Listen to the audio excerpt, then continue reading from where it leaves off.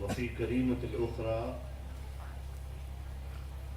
إن الله سبحانه وتعالى حث عباده حيث أنزل على سيد أحبابه في كتابه وقال أعوذ بالله من الشيطان الرجيم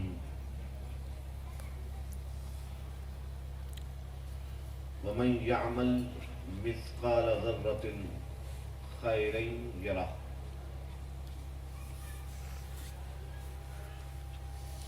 ومن يعمل مثقال ذرة شرا يره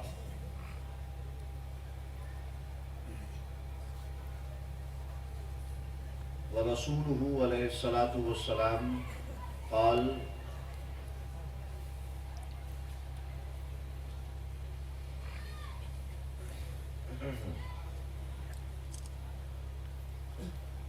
النجوم امان لأهل السماء وأهل بیتی امان لأهل الارض.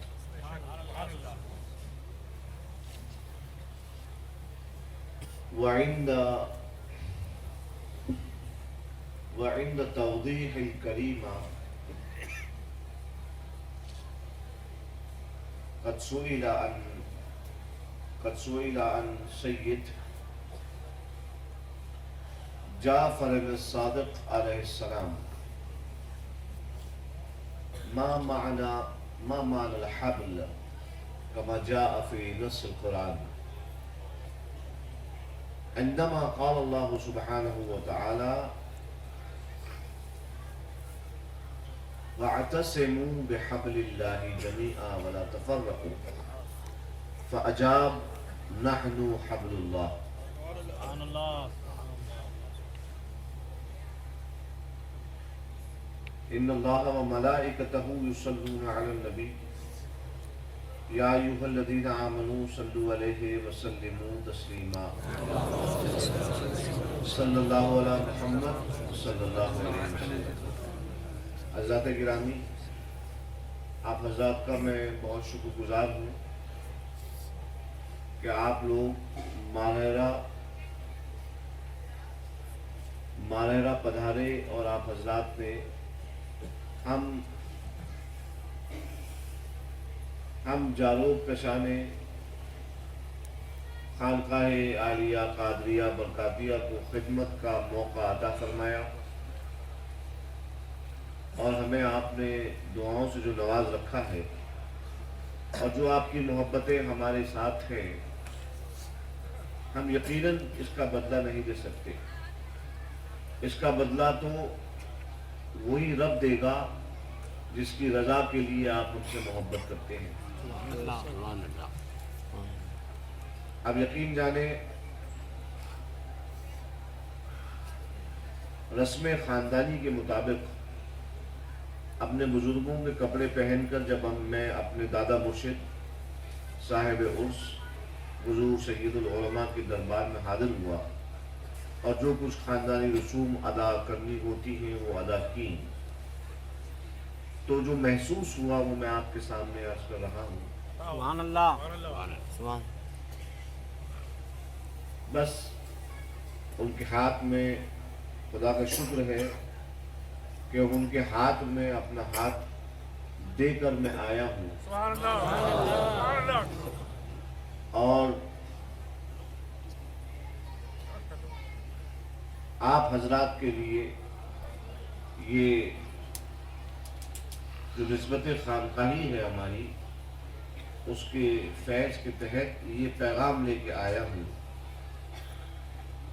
کہ گلے خوشبوئے در حمام روزے رسید از دست محبوب بدستم. گلے خوشبوئے در حمام روزے رسید از دست محبوب بدستم. بدو گفتم کہ مشکی یا عبیری کہ بوئے دل آویز تو مستم. بگفت گلے ناچیز بودم وگر مدت ز گل با گل نشستم. अल्लाह अकबर, अल्लाह अकबर। बगुफ्त मुद्दते बाबुल नशिस्तम, अल्लाह अकबर कहते हैं कि एक दिन कुछ मट्टी की क्या हैसियत होती है, कुछ मट्टी जो महबूब के हाथ से छुली हुई थी वो हम तक पहुंची, तो हमने देखा कि वो मट्टी बड़ी खुशबूदार है।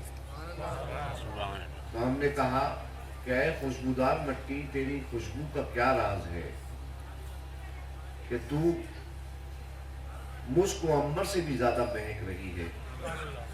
तो मट्टी ने कहा, ये शेर सादी शिराजी के हैं, तो मट्टी ने कहा सादी ताज्जुब क्यों करते हो,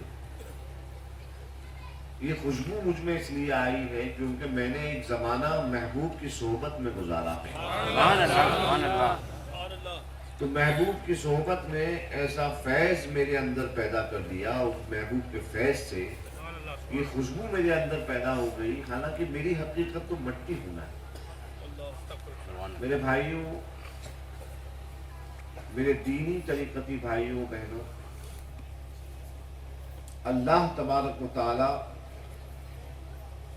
मेरे कहने से या किसी आलिम के कहने से या किसी पीर साहब के या किसी भी बुजुर्ग के, कोई भी बुजुर्ग को के कहने से आप जन्नती नहीं हो जाओगे, जन्नती नहीं हो जाओगे, निजात का परवाना नहीं मिल जाएगा। लेकिन अल्लाह के प्यारे रसूल जो पैगाम लेके आए हैं कि तुम अपने आप को, अपने माल को अल्लाह के सुपुर्द कर दो, तो अल्लाह क्या करेगा, जब तुम अपना माल अल्लाह के हाथ, अपनी जान को अल्लाह के हाथ बेच दोगे, अपने माल को अल्लाह के हाथ बेच दोगे, तो अल्लाह उसके बदले में, उस सौदे के बदले में तुम्हें जन्नत अता फरमाएगा। क्या अता फरमाएगा? जन्नत अता फरमाएगा। बातें बहुत सारी हैं, तशरीहात अगर करने बैठे तो जिंदगी गुजर जाए। हम तो अभी मुब्तदी तालिब इल्म हैं, शुरुआत की रही है हमने अलिफ बे पढ़ने की। दुआ है कि अल्लाह तबारक व तआला हमें और हर खुलूस रखने वाले मुसलमान को, हर खुलूस रखने वाले मुसलमान को इल्म नाफ़े अता फरमाए और अच्छे अमल करने की तौफीक अता फरमाए। हमारे मोइनुद्दीन भाई ने, हालांकि जो खादिम होता है इस खानक़ाह का, ख़ास तौर पर खिफ़ा पोशी की रात में, हमारे यहाँ तरीक़ा नहीं है कि वो बोलता है, लेकिन मोइन भाई ने मुझे ज़िम्मेदारी दे दी कि मैं आप हजरात से बोलूँ। मैं तो इस वक्त कुछ मुझे मालूम ही नहीं है कि मैं कहाँ पे बैठा हूँ। हाँ, सिर्फ इतनी खबर है कि अगर इस गुम्मत के सामने ना बैठा होता तो शायद होश में भी ना होता, वाकई होश में ना रहता। क्योंकि जिसके हाथ में गुल का दामन आ जाए, जिसके हाथ में गुल का दामन आ जाए, और मेरे भाइयों एक बात मैं जरूर लेके आया हूँ वहां से कि ऐ मेरे प्यारे बरकातियों, अपनी निस्बत को मजबूत कर लो अपने मुर्शिदों के साथ, और यकीन जानो तुम्हारा ईमान कामिल हो गया उस तालीम पर जो तुम्हारे मुर्शिदों ने तुम्हें अता फरमाई है, तो तुम्हारा ये दुनिया भर मिलकर कुछ नहीं बिगाड़ सकती, तुम्हारा कुछ नहीं बिगाड़ सकती, क्योंकि तुम्हारे मुर्शिदों पर अल्लाह रब्बुल इज्जत की ऐसी अता है। चलो बरकातियो दामन भरो अपने मुरादों से, चलो बरकातियो दामन भरो अपने मुरादों से, खजाने खोले बैठे हैं सभी शाहाने मारेरा। मैं देख के आ रहा हूँ मोहित भाई, खजाने खोले बैठे हैं। उन्होंने मुझे पैगाम दे के भेजा कि तू कुछ मत कर, तू जा और हमारे मुरीदों को हमारे पास भेज दे। तुम जाते जाओ, दामन फैलाते जाओ, अच्छे मियाँ के पास जाओ, उनका वसीला पकड़ो, वसीला पकड़ के रब से मांगो और देखो कि अल्लाह तबारक व तआला अच्छे मियाँ के सदक़े में, शम्से मारेरा के सदक़े में तुम्हारी ज़िंदगी में कैसा नफ़ा तुमको अता फरमाता है, दुनिया का और आखिरत। हज़रत गिरामी, मुझे एक बात मौलाना शफीक साहब कादरी की बात पर मुझे एक बात याद आ रही थी। हमारे ख़ानदान में, ख़ानदान बरक़ात में जो हदीस शरीफ की روایتیں ہمارے بزرگوں نے خلافت دیتے وقت دیتے ہیں ہم کو. ہمارے بزرگوں نے شفیق بھائی ہمیں سند خلافت دی ہے. سند خلافت میں ایک سند دی ہے، سند. اور وہ سند یہ ہے حضرت امام علی رضا علیہ السلام. اہل بیت کے نام کے ساتھ میں علیہ السلام ضرور لگایا کرو تاکہ پتہ چلے کہ تم مولائی ہو. تاکہ پتہ چلے کہ تم مولائی ہو. تو حضرت ہمارے بزرگوں نے خلافت دیتے وقت ایک سند عطا فرمائی حدیث کی. وہ حدیث قدسی ہے، یعنی اللہ تبارک و تعالیٰ کا فرمان رسول اللہ سے، لیکن وہ قرآن نہیں ہوتا، وہ قرآن نہیں ہے، حدیث قدسی ہے. تو فرمایا رسول اللہ صلی اللہ تعالیٰ علیہ وسلم سے ان کے رب نے، جو حدیث ہے وہ بتا رہا ہوں میں آپ کو. اللہ تعالیٰ ارشاد فرماتا ہے لا الہ الا اللہ حسنی، کلمہ طیبہ. اللہ فرما رہا ہے لا الہ الا اللہ محمد رسول اللہ، جو کلمہ طیبہ ہے اللہ فرماتا ہے یہ میرا قلعہ ہے، قلعہ. فمن دخل حسنی حفظ من عذابی او امن من عذابی، اور جو میرے اس قلعے میں داخل ہو جاتا ہے، یعنی کلمہ پڑھ کر جو اپنے آپ کو اللہ کی وحدانیت کے قلعے میں داخل کر لیتا ہے تو وہ ہر قسم کے عذاب سے محفوظ ہو جاتا ہے. یہ تو رہی حدیث، لیکن آپ کی بات پر جو مجھے بات یاد آئی، وہ حدیث بعد میں اس کی سند پہلے یاد آئی. امام علی رضا کا یہ بیان کر رہے تھے. امام علی رضا اتنے خوبصورت امام تھے کہ اپنے چہرے پر نقاب ڈھکے رہا کرتے تھے. اپنے چہرے پر نقاب رکھا کرتے تھے. جب حضرت امام علی رضا علیہ السلام جب نیشاپور تشریف لائے، نیشاپور ایران میں ہے، نیشاپور جب تشریف لائے تو لوگوں نے بڑھ کر ان کے قدموں کو پکڑ لیا اور بہت تیزی کے ساتھ جو ہے لوگ ان پر عقیدت میں جھپٹے. تو اس علاقے کے جو علماء تھے انہوں نے کہا دیکھو یہ ابن رسول اللہ ہیں، یہ رسول اللہ کے بیٹے ہیں، یہ رسول اللہ کی آل ہیں. تم بجائے اس کے کہ عقیدت میں ان پہ جھپٹو، ان کے پاس بیٹھ کر جو ان کے پاس علم سینہ نسلن بعد نسلن رسول اللہ سے چلتا آیا ہے، تم اس کو حاصل کر لو تو تمہارے لیے بڑا بہتر ہو جائے گا. امام علی رضا سے وہاں کے لوگوں نے عرض کیا سرکار ہمیں کچھ عطا فرمائے. تو امام علی رضا نے پڑھنا شروع کیا ان ابی انا علی رضا رویت عن ابی الامام موسیٰ کاظم رویت عن ابیہ الامام جعفر الصادق عن ابیہ الامام محمد باقر عن ابیہ الامام زین العابدین سجاد عن ابیہ الامام حسین شہید کربلا عن ابیہ الامام علی بن ابی طالب کرم اللہ وجہہ الکریم عن رسول اللہ صلی اللہ علیہ وسلم انہو علیہ الصلاة والسلام قال قال اللہ تعالی لا الہ الا اللہ حسنی فمن دخل حسنی حفظ من عذابی. یہ جو حصہ ہے میں جانتا ہوں میں تھوڑی مشکل بات کر رہا ہوں، لیکن میں ایک ٹیچر ہوں، کوشش یہ کروں گا کہ آسانی سے بتاؤں. حدیث رسول یعنی رسول اللہ کا بولنا، حدیث رسول یعنی رسول اللہ کا کسی کام کو کرنا، حدیث رسول یعنی رسول اللہ کا نہ بولنا نہ کرنا بلکہ ان کے کسی غلام کا کچھ بول جانا یا کر جانا اور رسول اللہ کا اس کو دیکھ کر خاموش رہنا، یہ بھی حدیث رسول ہے، یہ بھی حدیث رسول کہلاتی ہے. تو جناب والا حدیث رسول جو ہوتی ہے، آپ حدیث کا جب فن پڑھیں گے تو آپ کو پتہ چلے گا کہ حدیث کے دو حصے ہوتے ہیں. ایک ہوتا ہے اسے کہتے ہیں حدیث کا متن، یعنی رسول اللہ نے جو فرمایا ہے یا جو کرا ہے اس کے بارے میں جو لکھا ہے اسے متن کہا جاتا ہے. اور دوسری چیز ہوتی ہے سند. سند کا دوسرا نام ہے سلسلہ. جیسے ہمارا اور آپ کا یہ برکاتی سلسلہ،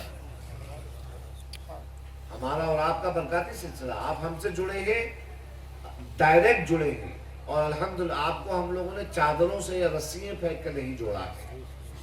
آپ ہم سے ڈائریکٹ جڑے ہیں. ہم آپ سب کو نجی طور پہ جانتے ہیں. آپ سب کے ساتھ ہمارے پاریوارک آپ کے اور ہمارے تعلقات ہیں، اور ہم رسول اللہ سے جڑے ہیں. اور اس جوڑ میں بیچ میں کوئی کاٹ نہیں، کوئی سلسلہ ٹوٹا نہیں ہے الحمدللہ، کوئی سلسلہ منقطع نہیں ہے الحمدللہ. تو جناب والا، میں بات بہت لمبی ہو رہی ہے، مجھے ابھی گھر بھی حاضر ہونا ہے. میں عرض یہ کر رہا تھا کہ حدیث کے ایک حصے کو کہتے ہیں متن، اور حدیث کے فن میں جو دوسرا حصہ ہوتا ہے، یعنی جن مشائخ نے اس حدیث کو بیان کیا، ان کے اس چین کو اور اس کڑی کو کہا جاتا ہے سند. کیا کہا جاتا ہے؟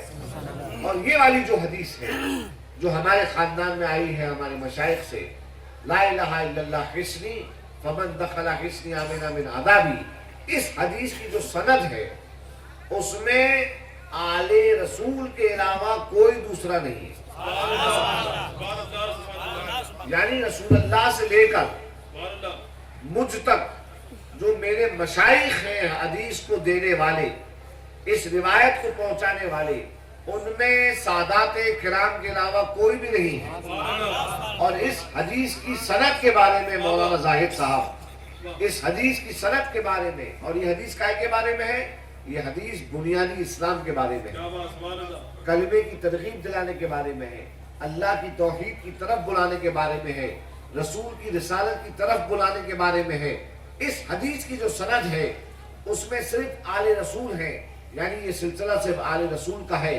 اور اس سلسلے کے بارے میں امام اہل سنت، مجدد دین و ملت، امام عشق و محبت حضرت امام احمد ابن حنبل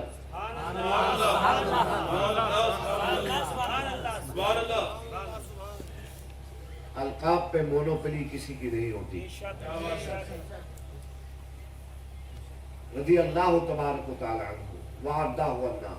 آپ فرماتے ہیں کہ اس حدیث کی بات تو الگ رہی، کہیں بالاتر قول رسول ہے، اور وہ بھی کیسا قول رسول جو ڈائریکٹلی اللہ تعالیٰ نے فرمایا ہے رسول اللہ سے، ہے ویسا قول حدیث قدسی ہے. اس کی بات تو بہت بہت بالا ہے، بہت بہت ارفع ہے اس کی شان. فرماتے ہیں اس کی سند کی شان یہ ہے کہ کوئی شخص اگر پاگل ہو جائے،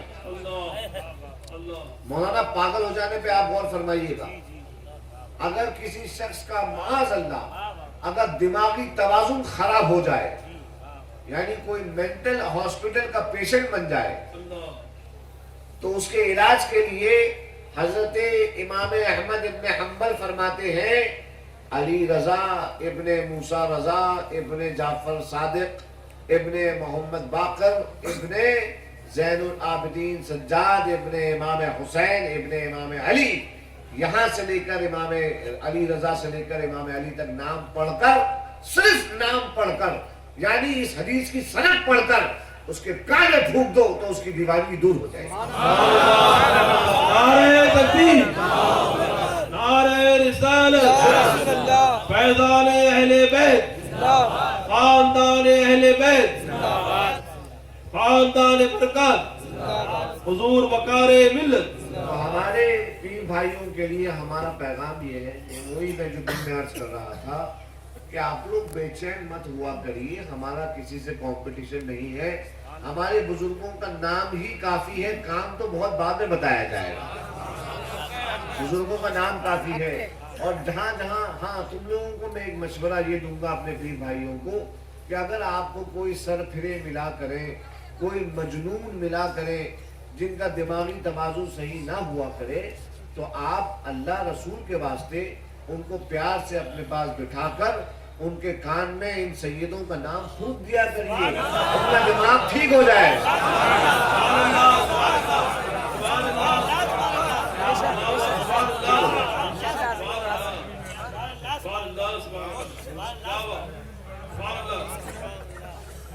اگر دماغ خراب ہوا ہے سیدوں کی وجہ سے میاں تو دماغ صحیح بھی سیدوں کی وجہ سے ہو.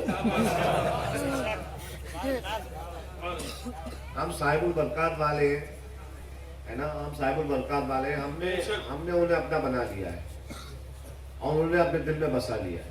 آگے جو بھی ہوگا دیکھا جائے گا. ہم لوگ جو ہیں بس اپنے آپ کو ان کے سپرد کر چکے ہیں, اور آپ تمام حضرات میرے سلسلے والے اپنے آپ کو رسول اللہ کے اور آل رسول اللہ کے سپرد کر دو, اور پھر اس کے بعد وہی پڑھ لو کہ آنے دو یا ڈبو دو. اس کے بعد پڑھنا, پہلے سپرد کر دو کس کے, رسول کے اور آل رسول کے, اور پھر اس کے بعد پڑھنا تیسرے نمبر کی سٹیپ پر, ہے نا. ہاں, تیسرے نمبر کی سٹیپ پہ پڑھنا کہ آنے دو یا ڈبو دو, اب تو تمہاری جانب, اب تو تمہاری جانب, آپ اس کے بعد پڑھنا تم. ٹھیک ہے. اللہ تبارک و تعالیٰ جو ہے آپ تمام حضرات کی ہر مراد میں آپ حضرات کو کامیابی عطا فرمائے. اور میں پھر سے میں معذرت چاہوں گا اگر میرے کسی بھی برکاتی بھائی کو اگر کسی بھی قسم کی تکلیف ہوئی ہے خانقاہ میں آ کر کھانے پینے سونے بیٹھنے کی, تو میں دل سے معذرت چاہوں گا. آپ دعا کریے کہ آپ کا یہ غریب بھائی اللہ اتنا عطا فرمائے کہ آپ حضرات کی خدمت کرنے میں زیادہ سے زیادہ جو ہے میں کوششیں کر پاؤں. اللہ رب العزت آپ تمام حضرات پر اور ہم تمام برکاتیوں پر ہمارے ان مرشدان اعظام کا سایہ سلامت رکھے, اور اللہ تبارک و تعالی ہماری ان عقیدتوں کو قبول فرمائے. جب عقیدتیں قبول ہو جائیں گی تو عقیدت مند اپنے آپ ہی قبول ہو جائیں گے. آئیے ایک مرتبہ کھڑے ہو کے صلاۃ والسلام میں 2 بند پڑھ لیں, پھر اس کے بعد تھوڑی دیر کا وقفہ, اور پھر اس کے بعد بیٹھ کے لیے انشاءاللہ. اب چلیں گے.